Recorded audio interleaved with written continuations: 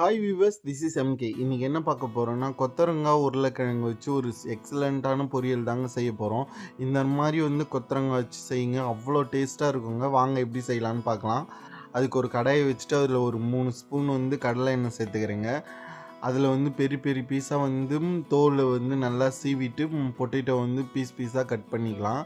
அதை இதில் போட்டு நல்லா கோல்டன் ப்ரௌன் கலரில் வர வரைக்கும் நல்லா வறுத்து எடுத்துடலாங்க. நல்லா இந்த மாதிரி மிக்ஸ் பண்ணி விடுங்க. ஒரு 2 மினிட்ஸ்லேயே நல்லா வறுந்து வந்துடும். நல்லா இந்த மாதிரி கிளறி விடுங்க. நல்லா ப்ரௌன் கலரில் வரட்டும்.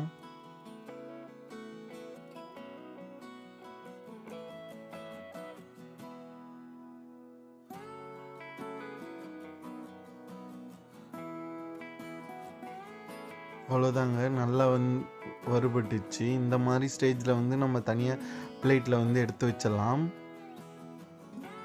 நெக்ஸ்ட்டு இதே ஆயிலில் கொத்தரங்காய் நான் கிள்ளி தனியாக க்ளீன் பண்ணி வச்சுருக்கேங்க. அதை இதோடு சேர்த்துடலாம். சேர்த்து இந்த மாதிரி இந்த ஆயிலில் பொரித்து தனியாக எடுத்து வச்சிடலாங்க. இதையும்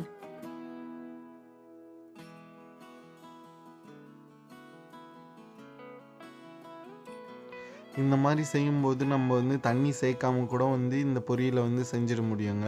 அவ்வளோ சூப்பராக இருக்கும் டேஸ்ட்டாக. நான் லாஸ்ட்டில் கொஞ்சம் தண்ணி சேர்த்து தாங்க இன்றைக்கி செய்ய போகிறேன். நீங்கள் அப்படியே செஞ்சிங்கன்னா இன்னும் டேஸ்ட்டாக இருக்கும்.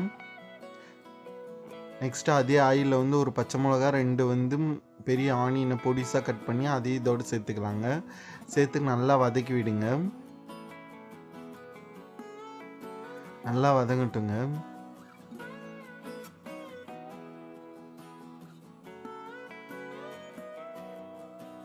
நெக்ஸ்ட்டு இதோட ஒரு 1.5 ஸ்பூன் இஞ்சி பூண்டு பேஸ்ட் சேர்த்துக்கலாங்க.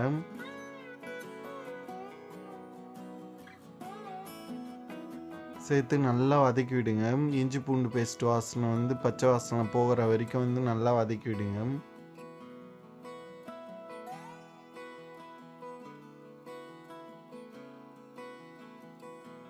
நெக்ஸ்ட்டு நம்ம தனியாக வறுத்து வச்சுருக்க உருளைக்கிழங்கையும் கொத்தரங்காவையும் இதோடு சேர்த்துடலாம்.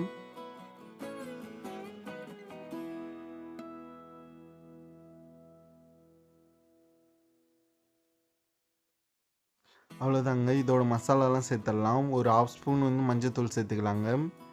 ஒரு 1/2 ஸ்பூன் சில்லி பவுடர் சேர்த்துக்கலாங்க. ஒரு 1.5 ஸ்பூன் கரம் மசாலா சேர்த்துக்கலாம்.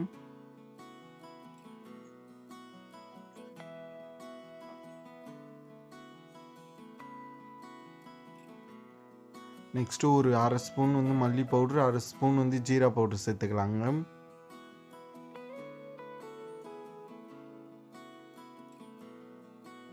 இது எல்லாத்தையும் சேர்த்து நல்லா கிளறி விடலாம். இதுலேயே தேவையான அளவு உப்பு சேர்த்துடலாங்க. இந்த ஸ்டேஜில் சேர்த்து நல்லா மிக்ஸ் பண்ணி விடுங்க. உங்களுக்கு காரத்துக்கு ஏற்ற மாதிரி இந்த ஸ்டேஜில் பெப்பர் கூட சேர்த்துக்கலாங்க. அவ்வளோ டேஸ்ட்டாக இருக்கும். உங்களுக்கு ஆப்ஷனல் தான். சில்லி பவுடர் வேணும்னாலும் சேர்த்துக்கலாம், பெப்பர் வேணும்னாலும் சேர்த்துக்கலாம். சேர்த்து நல்லா இந்த மாதிரி கிளறி விடுங்க. அவ்வளோதாங்க. தண்ணி சேர்க்கலனா இந்த ஸ்டேஜ்லேயே இறக்கிடலாங்க. நான் தண்ணி எதுக்காக சேர்க்குறேன்னா வேர்க்கடலை இதோடு பொடி பண்ணி போட போகிறேங்க. ஸோ அதனால தான் நான் தண்ணி சேர்க்குறேன். உங்களுக்கு ஆப்ஷனல் தாங்க. நீங்கள் தண்ணி சேர்க்கலனா இந்த ஸ்டேஜில் இறக்கிடலாம். நான் கொஞ்சமாக தண்ணி சேர்த்து இதை நல்லா பாயில் பண்ணிவிட்டு இதோட வேர்க்கடலையை சேர்த்துக்கிறேன், பொடிசாக கிரைண்ட் பண்ணி. அவ்வளோதாங்க. நல்லா தண்ணி சுண்டின உடனே வேர்க்கடலையை நல்லா தூவி மிக்ஸ் பண்ணி இறக்குனா சும்மா டேஸ்ட் அப்படி இருக்குங்க. கண்டிப்பாக ட்ரை பண்ணுங்கள். ட்ரை பண்ணி பார்த்துட்டு எப்படி இருக்குது கமெண்ட் பண்ணுங்கள். தேங்க்யூ.